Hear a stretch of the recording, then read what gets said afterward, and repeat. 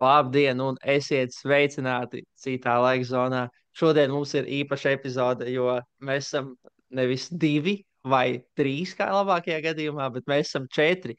Mums ir īpašs viesis, un bez manis, Valtera, un maniem kolēģiem Gustava un Dāvija ar mums kopā ir Rihards Vāvers. Sveiks, Rihard!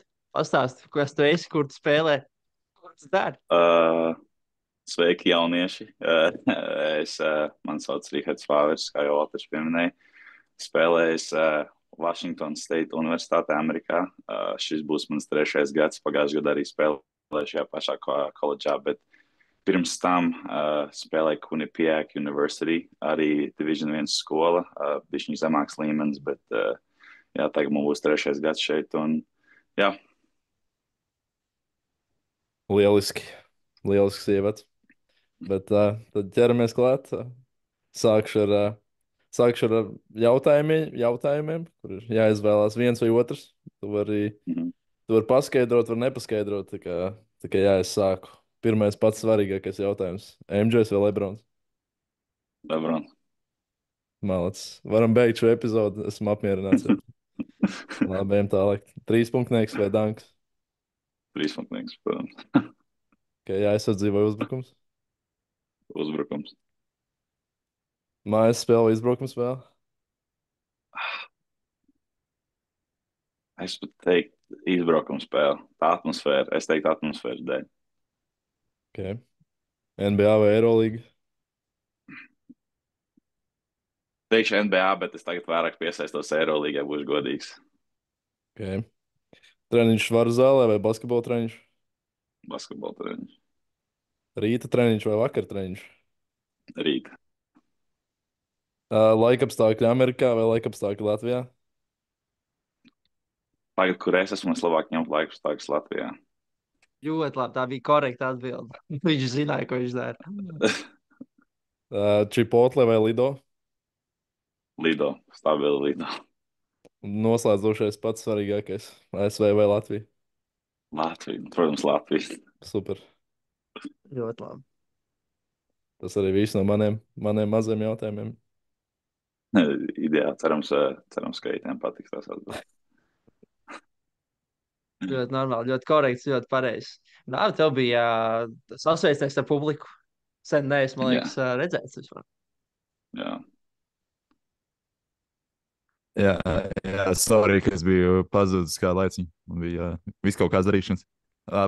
Jā, Rihard, es gribētu tev pajautāt par to, kurā brīdī tev tieši radās tā interese par došanos uz Ameriku un kā notika vispār viss process, vai bija kaut kāda, vai ar tevi sakontaktējās, vai bija kaut kāda skauta interese, vai arī tu pats meklēji kaut kādas veidus, vai arī tev jau bija jau iepriekš kaut kāda kontakta Amerikā? Kā notika viss šis process? Man tas process ir bijis tāds interesants, ļoti interesants, tāpēc, kad es domāju, ka es spēlēšu Amerikā, tā gluži nebija, bet es vienkārši pieteicos Vašingtonas Wizardu nometnē, kad man bija kādi 13 gadi. Tas bija vairāk tā fanam vienkārši atbraukt apkārt, pastīties, kā ir, vienkārši izbaudīt to Amerikas basketbolu vienkārši procesu tā kopumā. Bet tā nometne man izvērtās diezgan labi, par to, ko es baigi tā līdz galam negaidīju. Un tā treneru piesaistīšana sākās. Bija viens treneris, kas strādā tajā high schoolā, kurā es aizbraucu beigās 10. klasē. Un viņš vienkārši treneru korpusam izrādīja interesi, kad esmu tāds spēlētājs no Latvijas. Pateica, ka bija ļoti laba tā Washington Wizards nometne. Un tad viņi man iedeva piedāvājumu braukt 10. klasē uz Ameriku spēlēt. Tas bija tāds pēdējais sekundžu lēmums, jo es ar Valteru vienā klasē nogāju 2 nedēļas. Un tāpēc tas bija tāds ātrs lēmums septembra vidū, es teiktu. Un aizbraucu 10. klasē. Jā, bija tāda, treneri man pamanīja. Es uzspēlēju arī pirms aizbraukšanas uz 10. klasi vasarās, kad mums bija tās nometnes ar ādažiem. Es nevis biju uz nometnēm, bet braucu spēlēt tādus, viņus sauc hoop festi vairāk. Es neatceros precīzi kāda bija Bija nosaukuma, tie, bet es teiktu, tie bija tādi tā kā turnīriņi, kur bija spēlētāji ar kaut kādiem simtajiem numuriem un ar jā, jā, jā, 534. jā. Un ir tas, ka es kā latvietis, man vienkārši nav pa pilsonību šeit. Tu nevari spēlēt tajos oficiālos turnīros, piemēram, kas te ir tie eibli un visi pārējie. Tev vajag dabūt NCAA numuru, vajag, lai tev ir vīza. Bet, tev jābūt ir tādam oficiālam spēlētājam Amerikā. Tu nevari vienkārši atbraukt un uzspēlēt. Tāpēc es tādos mazajos turnīriņos tur spēlēju, un arī man tur kaut kā treneri pamanīja. Jā, tad tajā 10. klasē atbraucu šejieni. Stulbi ir tas, ka sākās Covid. 11. klasē man bija mājās, online. Es baigi basketbolu nespēlēju. Es atkal ar Valteru uzspēlēju pāris tās, cik nezinu, 6 spēles, vai kas tur, cik tur bija. Jā, bija pāris. Jā, un tad tas gads bija tāds es nezināju, baigi, ko es gribu darīt, lidot atpakaļ uz Ameriku vai nē, Covid. Bet to 12. klasē aizlidoju, nospēlēju. Man bija pāris intereses no koledžām, bet pa lielam man tāds pilns, tas scholarships nebija no neviena, tāpēc man bija uz prep skolu jābrauc. Prep skolā es aizbraucu uz TSF, The Skills Factory, kas ir Atlantā. Tur tie treneri ir vairāk tādi saistīti ar Eiropas basketbolu. Tur viens treneris no Serbijas ir, un viņiem tāda kontakta ir ļoti liela ar Eiropu, un aizbraucu uz to akadēmiju, un tad tagad es biju tur tajā sagatavošanās periodā, vairākas tās koledžas sāka pie manis interesēties, un tad es bija kādi pāris, es nezinu, 5 piedāvājumi no tādām low major koledžām, un aizgāju uz to Quinnipiac universitāti. Tur man bija ļoti labs pirmais gads, es teiktu, priekš pirmā gada, jo parasti pirmā gada nemaz tā baigi nespēlē. Vai nu izvēlas to redshirt metodi, ka tu vienkārši nespēlē un trenējies, un tad tev vēl joprojām 4 gadi ir, bet es kā teiktu, pirmā gada students diezgan daudz minūtes spēlēju un diezgan labi nospēlēju, un tad pagājuši gadu pārtransferojos Washington State, tagad, kur es esmu. Bija tāds interesants gads, man bija diezgan ļoti daudz traumas, locītavai bija operācija, un tad pirmie spēlē atpakaļ es abas rokas salauzu. Un tad es biju ārā uz kādiem 2 mēnešiem. Bet tagad es atnācu atpakaļ, man bija diezgan grūti noķert ritmu, jo pre-seasons man nebija tikai tādēļ, ka man bija locītavai operācija, un tad atnāk atpakaļ un salaužu abas rokas, un tad tā interesanti, es kādiem 6 mēnešiem esmu ārā, un tā līdz galam nevarēja iespēlēties ar tiem jauniem komandas biedriem.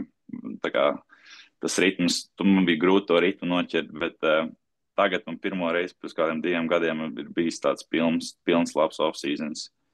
Jā, es domāju, ka šī sezona būs tāda, kur es sev beidzot varēšu tā pilni pierādīt un jā, beidzot uzspēlēt. Protams, cerēsim, un mēs to arī tev novēlam. Bet kādas bija vispār sajūtas? Tagad tie pirmie pāris mēneši Amerikā, vai bija kaut kāds bailes, apjukums? Protams, var iedomāties, ka bija tāds alkas pēc mājām, ka pietrūka viss, kas ir šeit.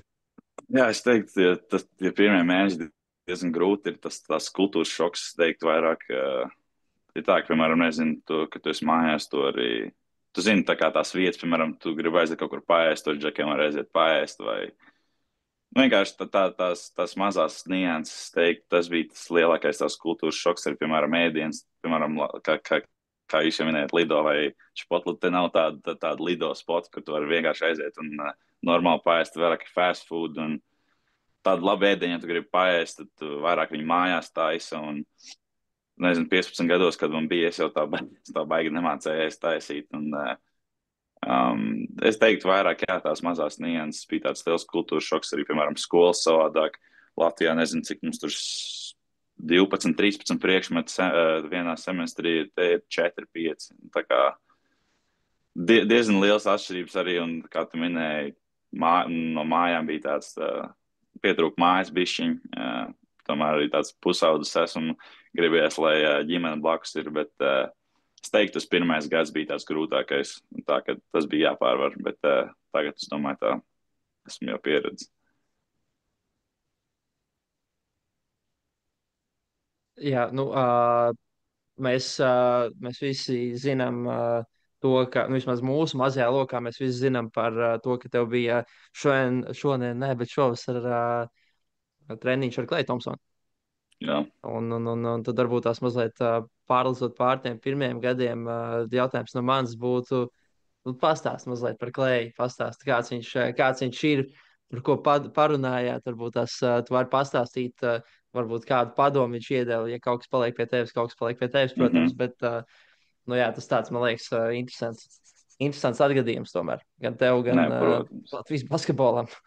Jā, nē, tas bija tāds wow moments, teikšu godīgi, jo es nemaz nezināju, ka viņš ieradīsies treniņu.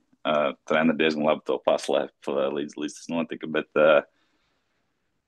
kā persona viņš, man likās, ka viņš tāds ļoti tāds pie sevis ir, paigi nevēlas runāt, bet īstajā dzīvē viņš tāds ļoti tāds chill, viņš diezgan daudz runā, jokojas, viņš tāds free flow džekiņš, tā kā viņam nav tā, ka viņš tur ir tāds NBA džeks un viņš tāds iedomīgs un tā, bet viņam tas spēles stils ir ļoti interesants, tas, kā viņš pumpfake un tas, kā viņam pleci paliek pret grozu, tās mazās nianses basketbols bija ļoti labi, bija ļoti interesanti paskatīties, kā viņš to dara un uzspēlēt pret viņu. Tā kā,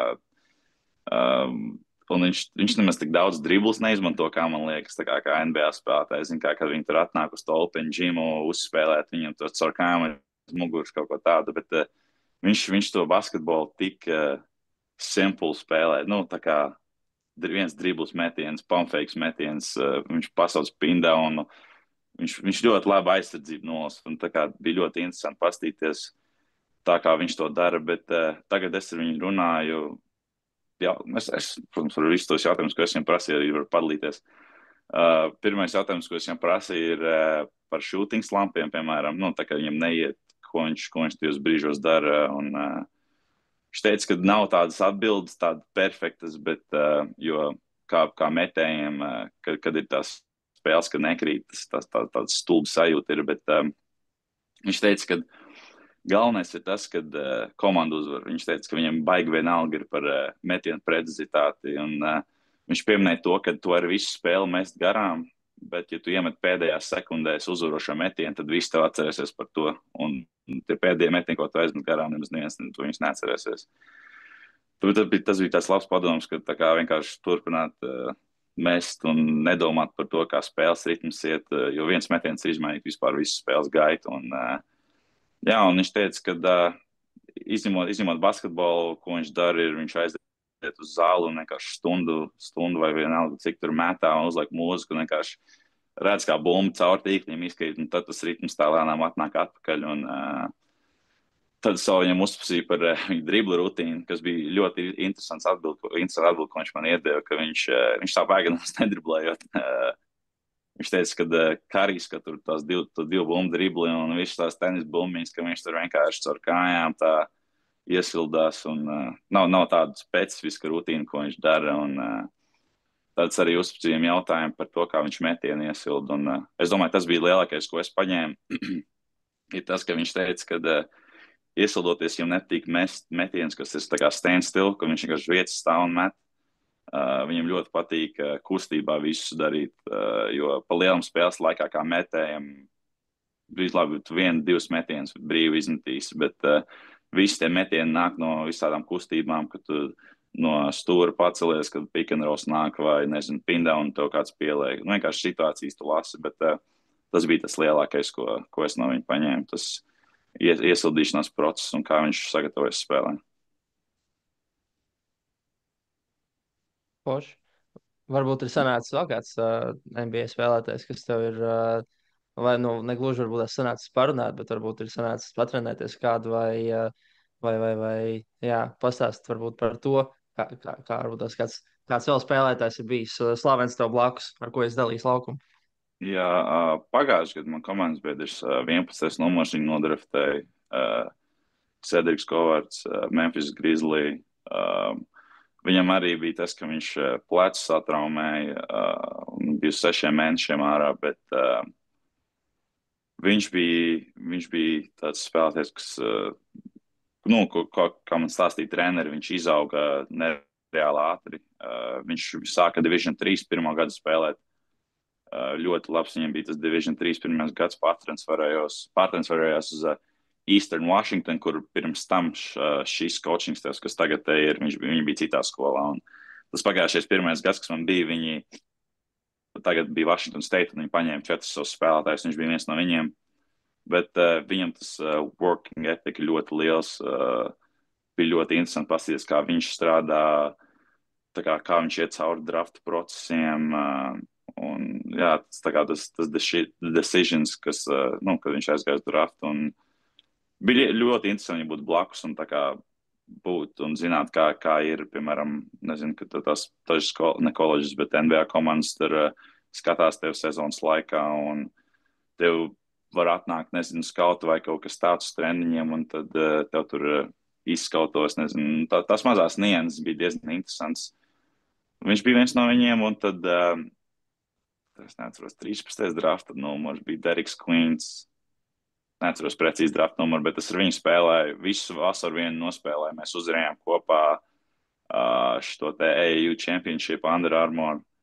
Un viņš varētu būt tāds, es teiktu, kāds baby Jokic. Viņš ir ļoti skilled, viņš nav atletisks vispār, bet tas, kā viņš redz spēli un tas touch around the rim un kā, nezinu, cik viņš 2.15, tas veids, kā viņš driblē 2.15, jā, tas skills viņam ir ļoti liels, un es domāju, ka viņam ir ļoti liels potenciāls. Un, jā, tie, es teiktu, tā pēdējā laikā 2 spēlētāji, ar kuriem es vairāk esmu bijis apkārt, es domāju, ka viņam tas ļoti liels potenciāls.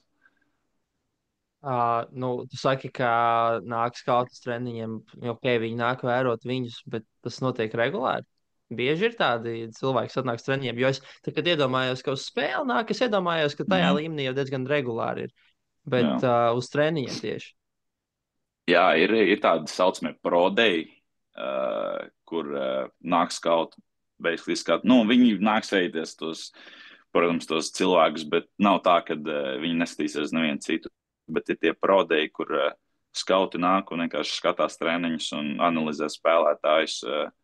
Labi, tas arī nav vienkārši vienīgais veids, kā viņi tur tieši tajā prodijā nāk, bet, piemēram, ir ļoti liela interese tai organizācijai vai vienalga viņi jebkurā laikā var atnākt uz treniņu un vienkārši paskatīties vai vienalga, nezinu, tur vakariņas treneriem un tos spēlētāju specifiskos, ko viņi skatās. Bet nav tāds noteikts laiks, kad viņi nāk un skatās, viņi var vienkārši atnākt pastīties, jo es jau domāju, ka NBA skautu vairāk evaluē to spēlētāju randomā pēkšņi atnākot, ka tu nezini, jo zini, kā tu sagatavojies un tu tagad es zinu, ka viņš nāk, es zinu, kas man jādara un bum, un tad aiziet, un vai, piemēram, pēkšņi viņš atnāk, tad tu zini, kāds man skatās, tagad jā, treniņš sākās, ir vienkārši different approach, es domāju, ka tu zini vai nezini, ka kāds nāk, tāpēc es tā precīzi atbildi nevaru iedot, bet tas, ko es domāju. Pašam nesāk drebēt rokas. Tagad tu ieies zālē, ieraugi, no Detroitas Pistoniem ir atnācis kaut kāds skauts, viss. Jā, un viņi pat viņi tā klusies, tu kā nezini, ka tas ir NBA skauts palielam. Viņi nenāks tur ar to Detroitas Pistons gear un visu reklamēs, un viņi vienkārši ienāk un palielam apsēžas un pastās treniņu, viņi nav tā, un labi, pēc treniņa tur pasko, tur skauts aiziet pasakiet, čau, visu šito, bet es nezinu, vai ir vai nav, es domāju, varbūt jā, jo ir tāds,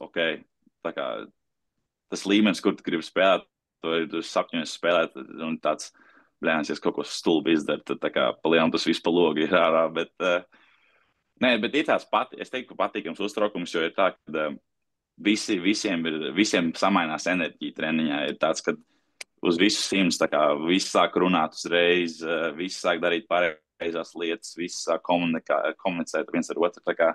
Es domāju, tas ir tas, kas treniņā uz augšu paiet tā intensitāte. Bet, protams, es domāju, ka katram spēlētājam ir tāds iekšējs uztraukums, un es domāju, tas pavisam normāli.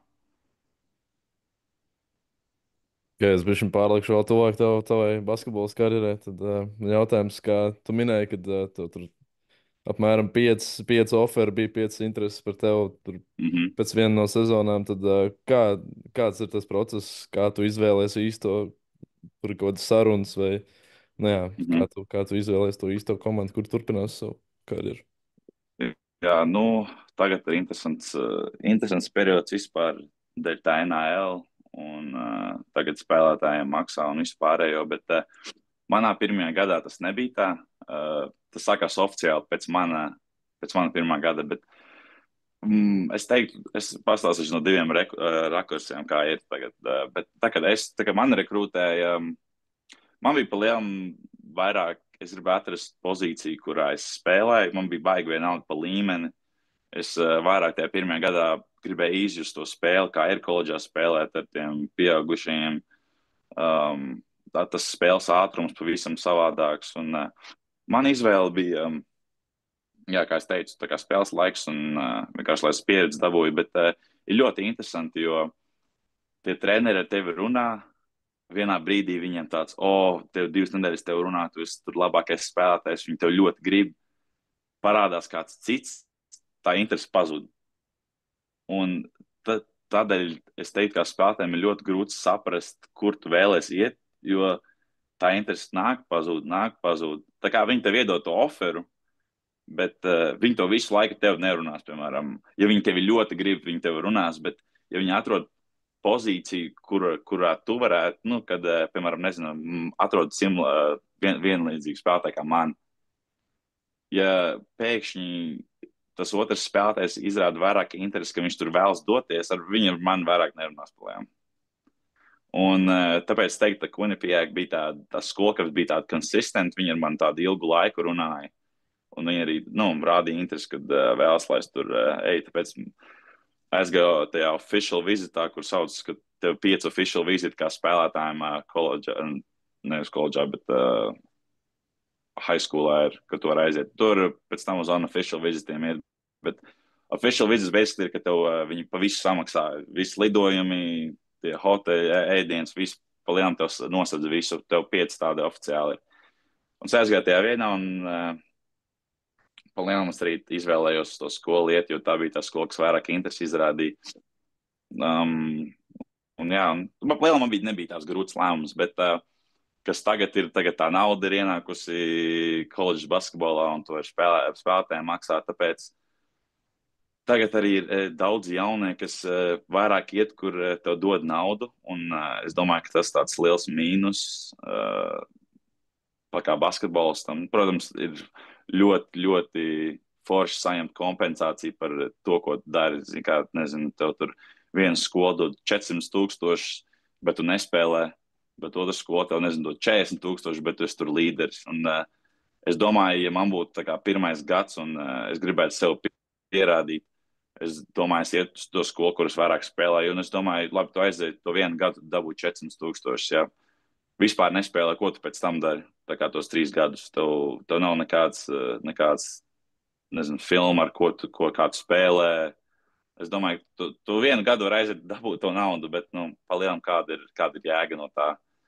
Es domāju, tā kā tiem jauniem spēlētājiem vairāk uz to longevity jāstāsta, ka tu vari vairāk spēlēt un, vienkārši jābūt bišķiņ, jāpieņem bišķiņ smart decisions, bet, jā, tagad ir ļoti interesants tas periods ar koledžas basketbolu un kā viss te notiek.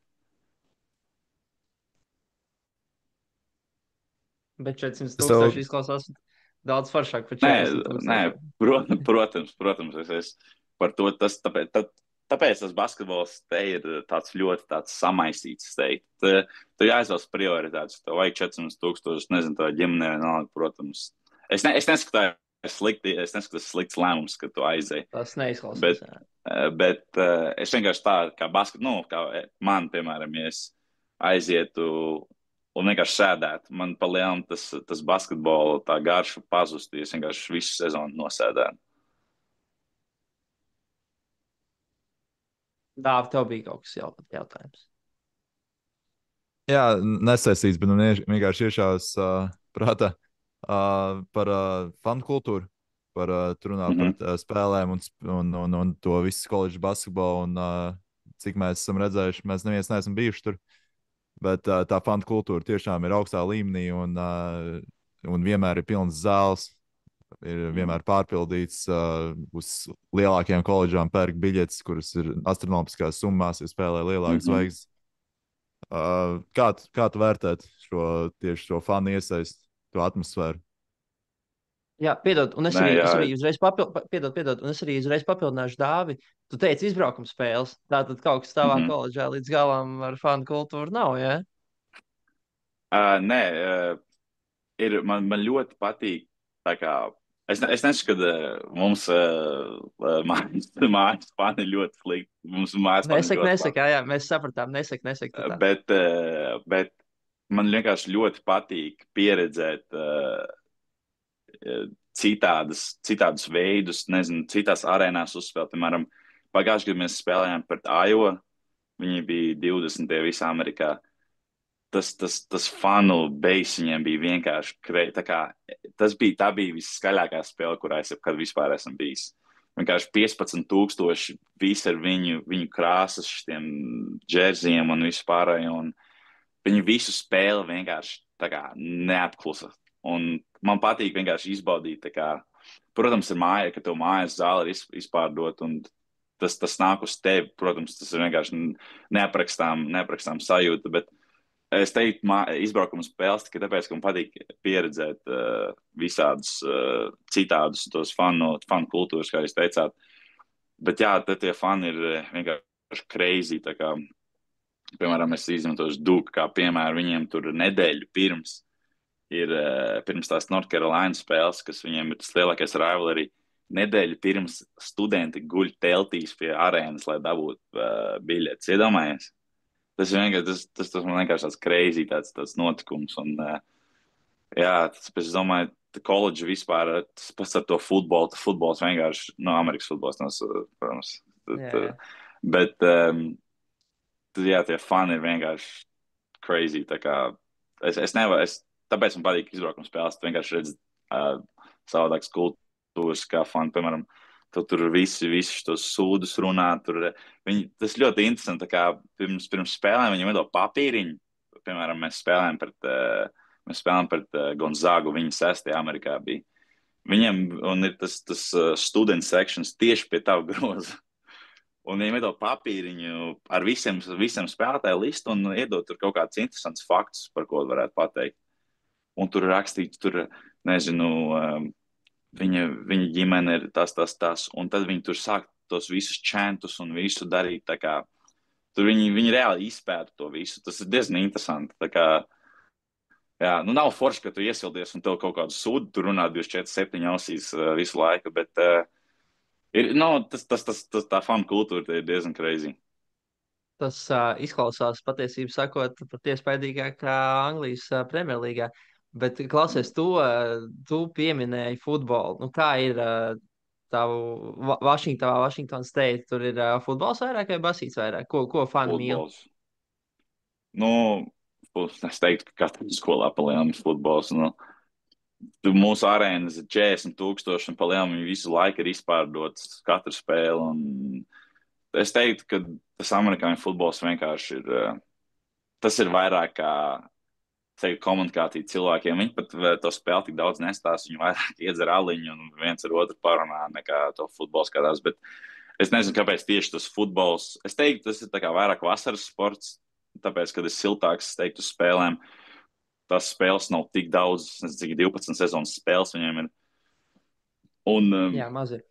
Jā, un tāpēc domāju, ir visi šie tailgate pirms spēlēm, kad tur atbrauc šitie RV, tie busiņi un visi tur komunicē un ir tie pregame vienalga, ko tu sauc, bet es teiktu, es nezinu, kāpēc tas futbols ir tik liels šeit, bet jā, es teiktu, ka futbols ir tāds prioritāte manā skolā, kad katru spēli vismaz 30,000. Izklausās, ka neesi vēl iemīlējis amerikāņu futbolu. Man viņu kādu laiku vajadzēja, lai saprastu vispār to sporta veidu. Tā līdz galam es pat dažas lietas tur nesaprotu, bet Nē, nu ko tur aiziet, tā spēle ir nežēlīgi ilga, tur 3 stundas sēdi un skaties. Un... Nē, nu, protams, ir forši aiziet tā atmosfēru, izbaudīt visu pārējo, bet es nekad neesmu palicis pilnu spēli. Tā kā, jā, tas vairāk ir fanam un, jā. Es atlikšu bišķiņu atpakaļ uz iepriekšējo tavu atbildi. Tu teici, ka par tiem faniem, ka viņi runā sūdu un tā tālāk. Bet kā ir ar pretiniekiem, kad es ticu, ka tur arī tikpat daudz runā to pašu. Un, Jā. vai tev patīk to izmantot arī atbildēt viņiem un jā, kādas tev attiecības ar trash talk? Nē, nu, zini, ka tu redzi kaut kādu 220, 300 poundu džeku, kas tur runā sūdu, baigi negribas pretī runāt, bet, nē, nu, ir jau, es teiktu, ka tas trash talks pavelk tādu pozitīvu enerģiju. Nu, protams, es neteikšu tur, kad viņš tur tas, bet, nu, tāds nianses, tādu, nezinu, tur uzbļaut, nezinu, iemet N1 un tur vienkārši uzfleksos kādu, nu, zini, kā tādas mazās, bet es neesmu fans, ka tu tur pretī runā, nezinu, tu esi tur šitas, vai arī tava ģimene ir šitas. Man vairāk ir tāds trash talks caur spēles stilu, es teiktu. Man tas vairāk pavelk, nevis vairāk runāt, es teiktu tā. Tas ir tāds ļaunākais, ko tu esi dzirdējis uz laukuma. Nu, nav obligāti jāsaka, ka te ir lamu vārdi, bet, nu, pa ģimeni Nē, nu, tā protams, lieta iet. kā... Nē, tā man pat ģimene vairāk nav. Man tur vairāk vienkārši, he's a white boy, all you can do is shoot. Tā pa lienu tas stereotipiskais, ka tas tur kornerī stāv un met trojkas.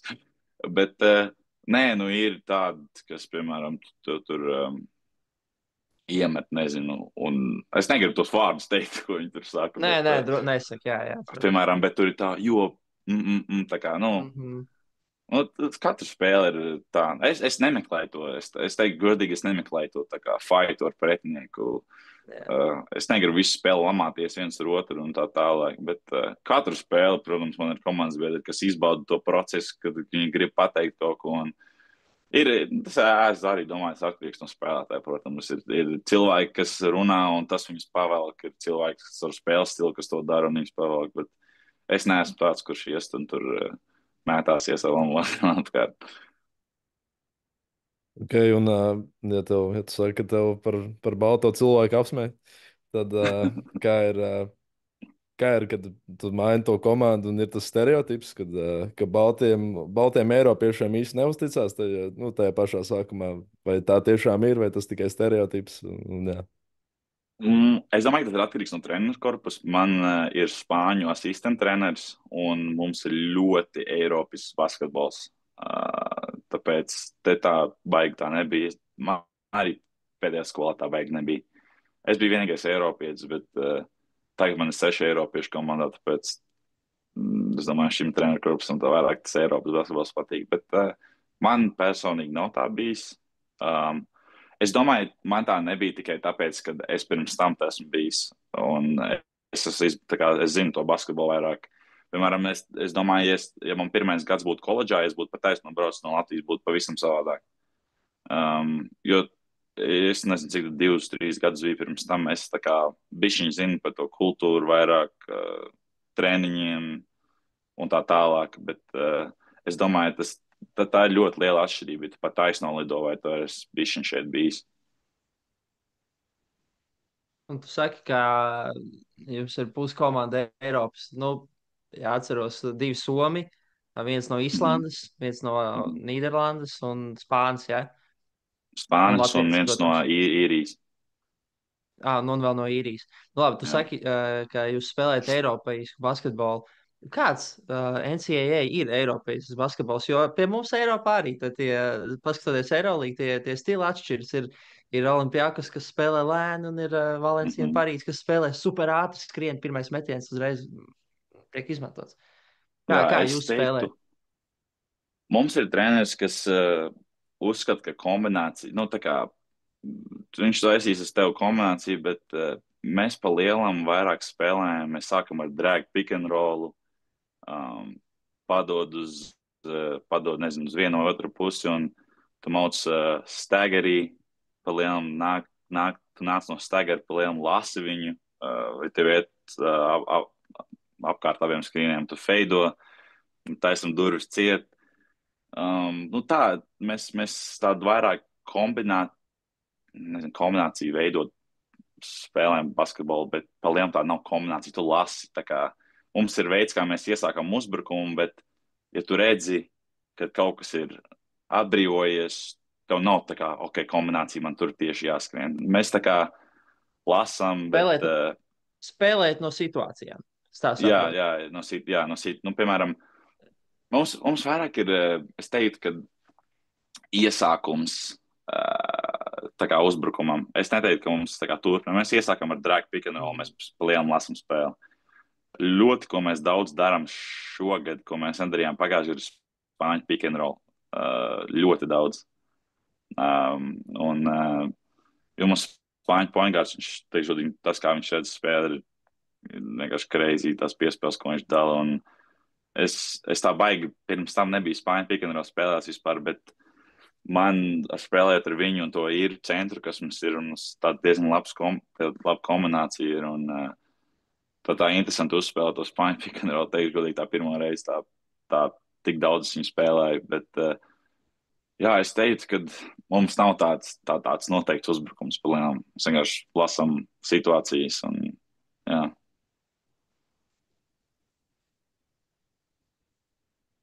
Un kāds ir treneris Railijs? Kāds viņš ir ārpus basketbola? Ja mēs pa treneriem pieskārāmies. Jā, nē, ļoti. Viņš tāds vairāk, es negribu teikt čoma treneris, bet tā kā to ar viņu var runāt par jebko. Nu, piemēram, es teiktu, man vecajā skolā bija tā, ka es ar to treneru varēju tikai basketbolu runāt. Es tā baigi negribēju pieskarties pēc dzīves lietām. Man nelikās, ka tā baigi var. Bet šeit tas treneru korpus ir tāds ļoti atvērts pret tevi. Tu reāli, tā kā viņi saka, you can come to me about whatever. Tā īstenībā ir. Tā kā, piemēram, viņš kaut grib parunāt, mēs varam parunāt par to, vai, piemēram, viņa mājās ir pirts. Es gribu aiziet uz pirti, es viņu varu uzrakstīt, viņš tur uzsāks un tā. Nu, viņš ir ļoti tāds atvērts pret spēlētājiem, un viņš ļoti grib uzturēt to kontaktu, veidot relationships ar tevi. Un vienkārši, lai uz visu dzīvi paliek tāds relationships. Man nezinu, ka tu jau nezini, ka kaut ko vajadzēs. Nezinu, tu gribi assistant treneris būt, viņam ir tieši viens openings, viņš tev iedos to iespēju. Un viņš tāds ļoti atvērts ir. Nu, es pat teiktu, ka visi mums treneri ir. Mums ļoti jauna treneru korpus ir. Vecākais trenerim 40 gadi ir. Tāpēc, jā.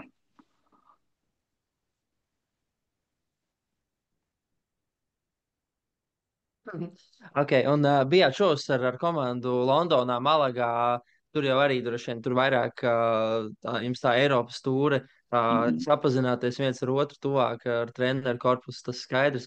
Jums tur arī bija spēles, trenējāties? Vai tas bija tāds vairāk, pastāst par šo braucienu uz Eiropu? Tur jau puskomandas šokā, vai ne, ka ieraudzīja? No, mums ir puskomanda Eiropieši, bet jā, tieši tā. Pa lielam. Mēs spēlējām katrā no vietām. Labi, tās spēles arī nebija tā, ka mums tur galvenais bija uzvarēt un visu šito. Tas viss trips vairāk bija tāds team building trips, vienkārši piedzīvot tās situācijas, iepazīt vienam ar otru.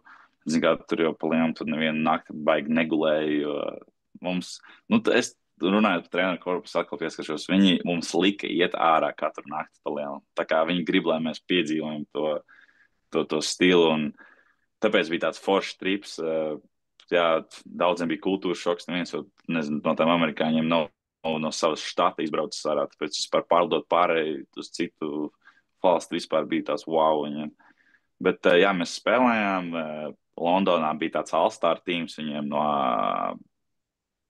nezinu, vai tieši no Londonas tas bija, vai no visas Anglijas, bet pagājušā gada komandas biedrs, kas bija no Anglijas, viņš bija pret mums spēlē, viņš centas, tagad viņš tie London Lions, vai nezinu, kā viņš savs. Viņš tur tagad spēlē, bet jā, viņiem uzspēlējām, tad otrā spēle mums, kas bija Malagā, ir tas NBPA arēna. Es nezinu, vai jūs zinat, bet tur visi tie NBA, piemēram, nezinu, tur brauc Spāniju trenēties, tad visi tie NBA, pirms mums Vācijas komanda trenējas. gatavojas Eirobasketam. Mēs pastājāmies viņa treniņu bišķiņu, un tad tā otra spēle mums bija pret arī to Malagas komandu. Tas arī bija Alstārs. Tur bija viens Eirolīga džeks, aizmirst, kā viņam vārds bija. Bet viņš mums tā bišķiņu uzcepa tur. Bet jā, pret viņiem uzspēlējām, un tā pēdējā spēle bija Barcelonā pret lokālo viņa komandu. Tur nebija tāds All-Star teams viņiem, bet jā, katrā vietā uzspēlējām bija tāds pozitīvs outcomes no katras spēles. Ļoti labs trips kopumā, diezgan labas lietas piedzīvotas, un jā, bija ļoti forši. Okay, un ja Es vēl... dzirdēju vienā intervijā. Nē, turpināt. Nē, es Ko tu vienkārši dzirdēji saku intervijā? Rihardam, ka vienā intervijā Rihards stāstīja par to, ka viņš nevar sagaidīt Eiropas ēdienu, kad viņš bija Amerikā. Nu, paēdāt. Es gribēju vairāk to spāņu ēdienu pamēģināt. Visi tur, mums kā es minēju, spāņu treneris ir, kā sauc to vienu, bet kaut kas ar to seafood vairāk bija, kā rīsi, garnels, tur viss. Un es to gribēju ļoti pamēģināt, jo visu laiku viņi runāja tur. Bet viņš bija tāds diezgan nekaršķīgs, teikšu godīgi. Viņam tāda ļoti, ļoti stipra jūras garša bija. Nu, kad tu aizēji, kad tu pie jūras esi un tu sasmaži ar to zivju smaku, tā identiski garšotas ēdienas. Un nebija tā baigi patīkami. Es nezinu, dažiem patīk, dažiem ne. Man personīgi nepatīk. Gaumas lieta. Jā, bet jā, Londonā viņi ļoti lieli tur uz appetizers, kad tā kā tās mazās porciņas ir.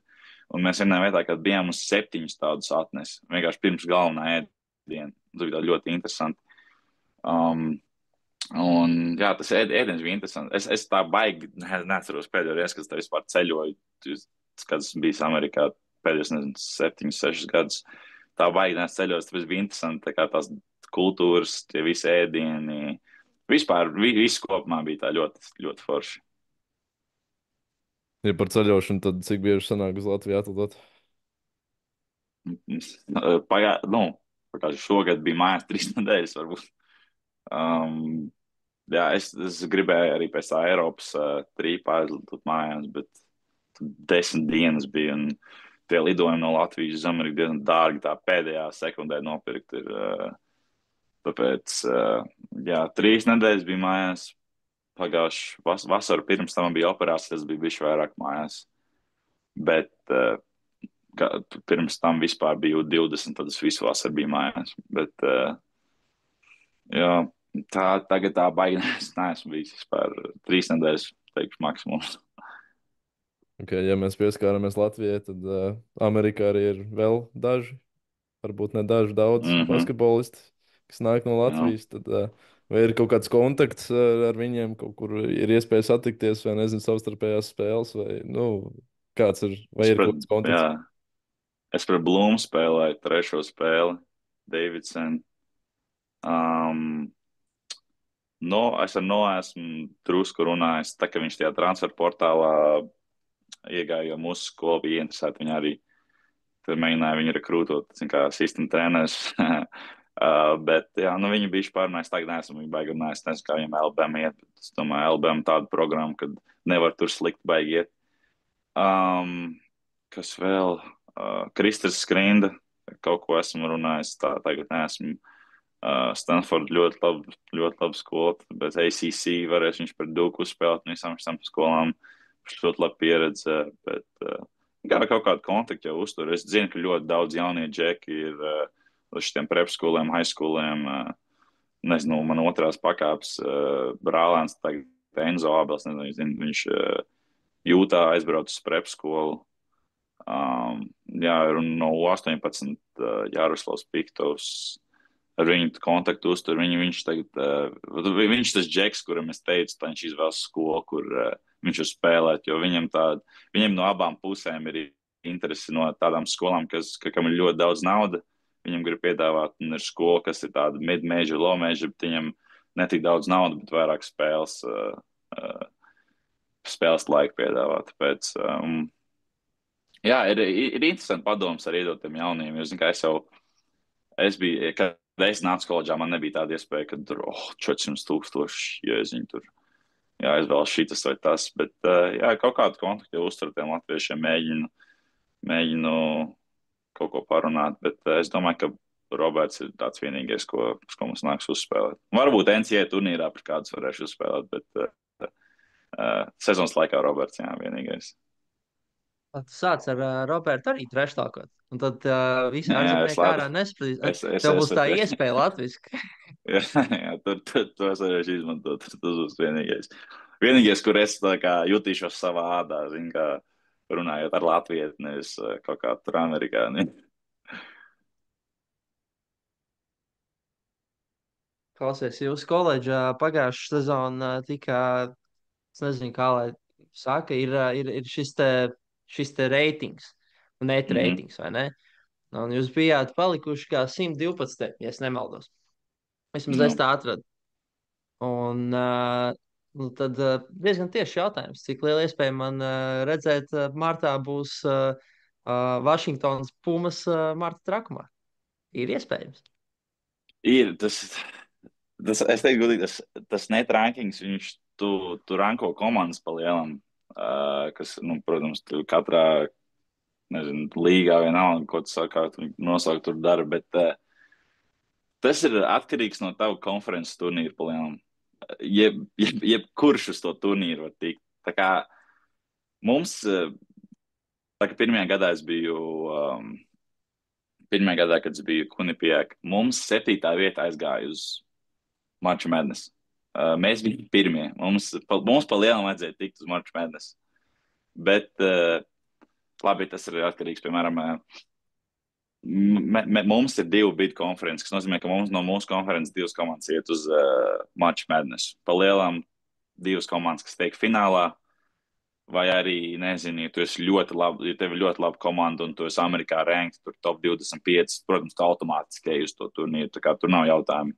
Bet, nu, no katras konferences, protams, iet uzvarētāji ārā. Es nezinu, cik konferences 3, es teiktu 3 un 2 konferences, 3 un 2 uzvarētāji automātiski vietā. Un tad tev iet tas lists uz leju, nezinu, SEC, ACC, tur Big 12. No šitām konferencēm, protams, ņem tās, nezinu, tur 8, 7 skolas, jo nu, tās power konferences ir.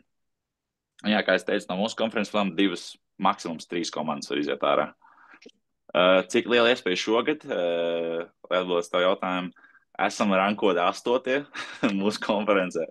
Bet es teiktu, ka tas iedod vairāk tādu atvieglojumu, jo, zin, kā pagājušajā gadā mums bija ļoti augsts latiņš uzlikts, un mums bija ļoti traumatiska sezona vispār komanda, tāpēc bija ļoti grūti tā kā noturēt to rekordu, bet es nezinu, nu, es redzu iespēju uz to, ka baigi mums neviens netic, bet es teiktu, ka tas vairāk iedvesmo tev vispār, nu, kopumā mēģināt tikt to March Madness, jo es tev saku, tā kā tu vari nospēlēt visu labu sezonu līdz martam, sākas tas konferences turnīrs, un tu vari zaudēt pirmo spēli, un visu to sezonu beigusies. Ja. Un tas ir reāli atkarīgs no marta. Viss notiek martā. Tā kā visi treneri saka, tā kā 1. marts ir, un tad uzreiz sāks tu vari just tā kā to koledžu tādu. Okay, tad mēs zaudējam, tad visu sezonu beigusies ir. Un tad visi ieslēdz to 6. ātrumu. Mums 12. komanda no mūsu konferences aizgāja līdz pusfinālam pagājušajā gadā. Viņi 4 dienas pēc kārtas spēlēja un uzvarēja visas 4 spēles. Viņi bija underdog visas spēles un viņi izcēla, tāpēc jā, tas ir reāli atkarīgs no marta. Ja mēs martā būsim labi, es tev saku, būs diezgan liela iespēja, ka mēs tiksim. Gonzaga ir izsēt kā 20. visā Amerikā. Tas ir uzreiz arī, kā tu saki, tā kā negluži latiņš, bet, nu jā, tas tāds iedot tev tās brīvās rokas atrais, un tu redz, ka tie ir izsēt kā 20. Mēs esam kā 8. savā konferencē, un tad jau tu, jā, kā tu saki, ieliec tas to ātrumu. Jā, es teiktu, ka tur, nu tas, ka tu ej par 20. komandu Amerikā, tu zaudē, tu pa lielam visi ekspektē, ka tu zaudē. Ja tu uzvari, viņiem jau vairāk tas viņu potenciāls. Viņiem uzreiz krīt tas net rankings, ja tu esi 20. visā Amerikā un tu zaudē kaut kādai 84. komandai, jo es ārā no tā top 25, un tad ļoti grūti tikt atpakaļ. Tāpēc es teiktu, tās komandas, kas iet uz spēli, spēlējot pret stiprāku komandu, ir tāds uzlādējiens, kad, ja mēs viņus uzvaram, tad mums tāds. Jo ir tā, ka, ja tu uzvar tās labās komandas, tev krājas bidi priekš March Madness. Tāpēc, piemēram, ja mums ir 2 bidu konference, un mēs zaudējam, mēs uzvaram stiprākas komandas, un mums ir lielāka iespēja tikt tajā turnīrā. Tāpēc, jā, es domāju, ka spēlē par stiprākām komandām, tu uzreiz gribas tā iedot viņiem iekšā. Blakus basketbolam. Basketbols nav vienīgā lieta, ko darīja Amerikā. Ir arī studijas. Un es tev gribēju pajautāt, kas ir tas, ko tu izvēlējies studēt? Un vai tu vispār apmeklē, vai tev sanāk apmeklēt kādas lekcijas? Vai tur parādies, vai viss grafiks ir aizņemts basketbolā? Jā, es iesāku. Man bija doma būt par fizioterapeitu, kad gāju tas pirmais gads, kas gāja no augstskolas. Bet tā programma ir ļoti, ļoti grūti apvienojama ar basketbolu. Un palielam tas pirmais gads, kad tu ej koledžā, tu arī uzlikt undecided, ka tu nezini, ko tu vēl dari, jo tad tie obligātie kursi jāiziet, tās vēstures, nezinu, angļu valodas stundas, viss tie. Bet tagad es studēju sporta menedžmentu, domu kā aģents. No sākuma, kā es teicu, bija tās visas obligātās klasēs, bet tagad ļoti interesanti sākās tās studijas. Jā, es eju uz klasēm un sanāk aiziet, bet runājam par, piemēram, legal aspects of sports, ka tev tur iemāca par visiem kontraktiem, kā uztaisīt, parāda visādus, nezinu, piemērus ar citām koledžām, kā citu koledžu treneri paraksta līgumus un visi tie piemēri. Un tad arī sports menedžmenta klases, piemēram, kā tu kā cilvēks varētu izmainīt, nezinu, tur attendance priekš spēlēm, kā vairāk iesaistīt fanus, nezinu, citās lietās, nezinu, pirms spēlēm, ka kaut kāda pasākuma noteikti, lai vairāk cilvēki ierodās, vai arī kā noturēt attendance, piemēram, spēlēm. Mums ir ļoti liela problēma ar futbola spēlēm, kā es teicu. Tās futbola spēles ir nereāli ilgas, un fani pēc puslaika vienkārši iziet. Un tad vienkārši mēģina iemācīt, kā, nezinu, noturēt to fanu ilgumu, lai viņi paliek uz ilgāku spēli, lai nav tā, ka, nezinu, vienā puslaikā 300,000, nākošajā 10,000. Un tādas mazās nianses ļoti interesanti tagad mācīties. No sākuma bija ļoti neinteresanti, nezinu, tur vēsturi, rakstīt papīrus un šito, bet tagad, kad tu sāc mācīties par savu noteikto vielu, tad diezgan interesanti ir. Būdams basketbola statusā, tev ir arī kaut kāds atlaids, vai tev vienkārši viss vajag kā visiem pārējiem iet cauri un nav nekāda? Ne, protams, profesori vai nezinu, kā jūs gribat viņus nosaukt, viņi ir tādi saprotoši, tā sezona sākas, un tā, kad mēs sākam lidot apkārt uz spēlēm un tā tālāk, tad viņi tev iedod, nezinu, tur extension, nezinu, papīram uzrakstīt, vai vienalga kāds assignments ir tajā skolā, bet ir ļoti saprotoši, ir arī daudz, kuriem tāds man ir nalga, ka tu esi atlaists, tev jābūt tur laikā, un visi šī ir arī tādi, pa lielam no abām pusēm ir, bet es teiktu 80-90% ir vairāk, ka viņi tādi saprotoši, un kad saprot, ka tu esi basketbolists. Un labi, nav tā, ka es viņiem pateikšu, man treniņš, es tagad negribu iet uz stundu, tā nē, bet, piemēram, ka sākas sezona, tad viņi tādi pretī nākoši. Cik gadi tev vēl ir studijas? Man vēl ir 2, bet tagad NCAA grib pieņemt lēmumu, kad grib iedot additional year visiem basketbola spēlētājiem.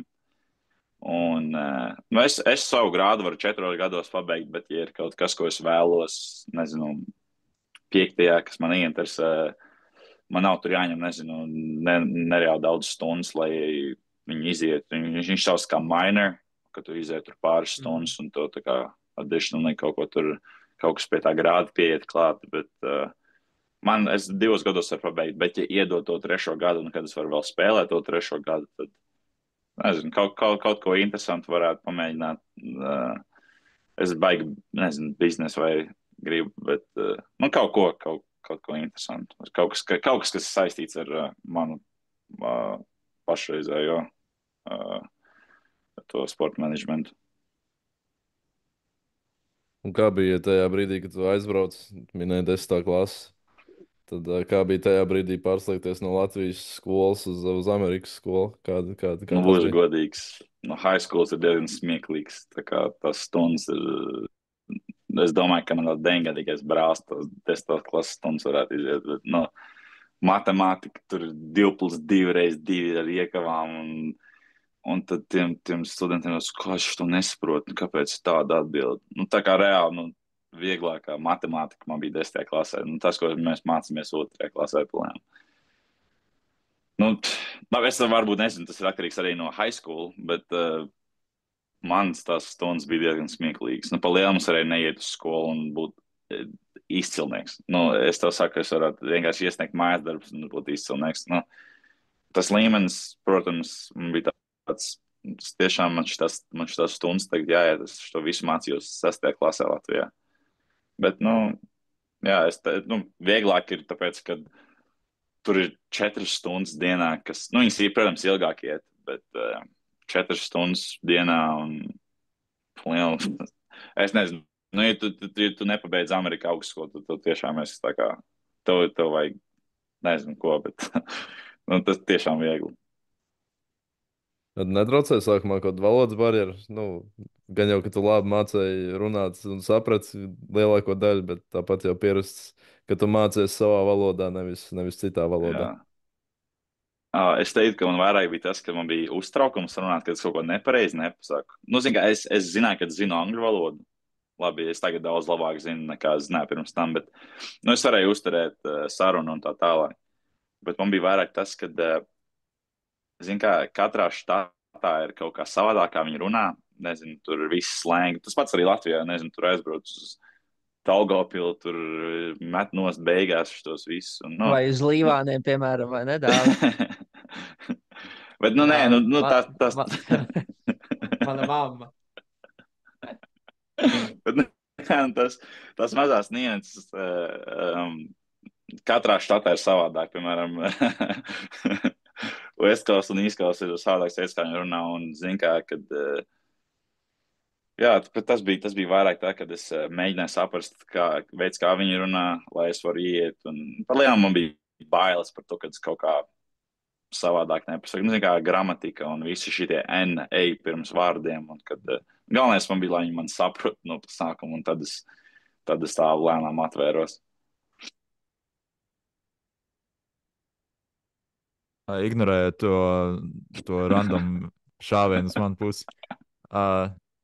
Tev tagad ir trauma, bet saprotu, ka traumas situācijā tā ikdiena, tas treniņu process ir krietni savādāks nekā, ja tu būtu vesels. Bet tā ieskicējot, kāda izskatās tev diena, teiksim, tādā dienā, kur ir gan treniņš, gan universitāte, cik ilgi ir kas? Jā. Nu, ar visu to, ka man tas plecs tagad palielam nemainās, bet, nu, ir savādāks dažas nianses, bet es iedošu no abiem perspektīviem, kad es esmu sezonas laikā gatavs un tā tālāk, bet parasti diena sākas ap kādiem, arī atkarīgs no dienas, bet es teiktu 8 no rīta mums ir individuālie treniņi, 40 minūtes, izēju to, parasti pēc tam uzreiz arī ir svari, nezinu, stundu vienalga, un tad tās klases ir. Izēju, nezinu, 2-3 stundas tās klases, un pēc klasē mums treniņi. Pirms treniņa parasti ir iedot tāds bišķiņ laiks, ka tu vari recovery vai vienalga, ko tev tur, nu, priekš savu ķermeņu, lai tu vari aiziet, izdarīt tās visas lietas, un tad ir treniņš. Pēc treniņas parasti vēl izmet metienus, vai arī, ja es negribu, pirms treniņu to izdarīt. Parasti es pirms tā individuālā treniņa, vēl pirms tam pats individuāli izmet metienus. Nu, savus tos, tā kā es teicu, Klais Tomsons, piemēram, man tur, kur uz latiņas ir uzrakstīts man tas shooting workout, basically, ka mums izēja cauri, un tad vēl man ir individuālais treniņš. Un, jā, tāpēc tā lielā treniņa, mūsu komandas treniņa, nezinu, tur aizstābi, hot, tā bija vienalga, ko tev vajag, lai priekš nākošās dienas sagatavotos, un tad nāc mājās un dari, ko palielam vēlēs. Tad tā mājas darba daudzums nav tik liels, ja tu vari mierīgi stundu laikā to izdarīt. Tāpēc, jā. Un, kad es tagad traumēts, palielam ir viss tas pats, bet es individuāli treniņu laikā pie pleca strādāju, vienkārši eju pie fizio un daru vingrinājumus un vispārējo, un daru svarus, kā pirms tam darīju. Un, protams, galvenā treniņa laikā esmu iesaistīts ar komandu, nezinu, tur runāju, vienalga, ja es netrenējos. Un, tad es pats vēl individuāli priekš kardio strādāju, nezinu, 23 minūtes vienkārši uz, nezinu, vienalga, kas ir ieplānots tam svaru trenerim. Un ekstra 20 minūtes, ko es tagad esmu veltījis, es sapratu, ka man ķermenim vajag 3 reizes nedēļā 20 minūtes, man ir mobility work, tā kā vairāk, lai man ķermenis ir pieredzis visādām kustībām. Mums vairāk nav uz svaru, bet vienkārši, kas kā stretch, vienalga veids, kā to var nosaukt, bet tādas kustības, lai sezonas laikā esmu gatavs. Palējām tā, viss diezgan identiski. Tie mobilitātes treniņi, tie ir tā kā tavs lēmums, vai tas ir treneris viņš tā tev? Pasaka, klausies. Nē, es to vairāk to pats. Es vispār jūtu, ka tās traumas, kas man ir vairāk, es teiktu, es nezinu, kā lai latviski pasaka, bet, kad tu pastiep kaut ko, vai vienkārši tās situācijas, ka tavs ķermenis nav pieredzis pie tām ekstra tiem, nezinu, stiepieniem vienalga. Jā. Un es vienkārši tagad esmu sapratis, un es arī esmu redzējis, ka NBA spēlētāji vairāk off-seasonā pievērš uzmanību priekš tā, cik tāda lengtī viņi, tā kā, cik ļoti viņi var stiepties.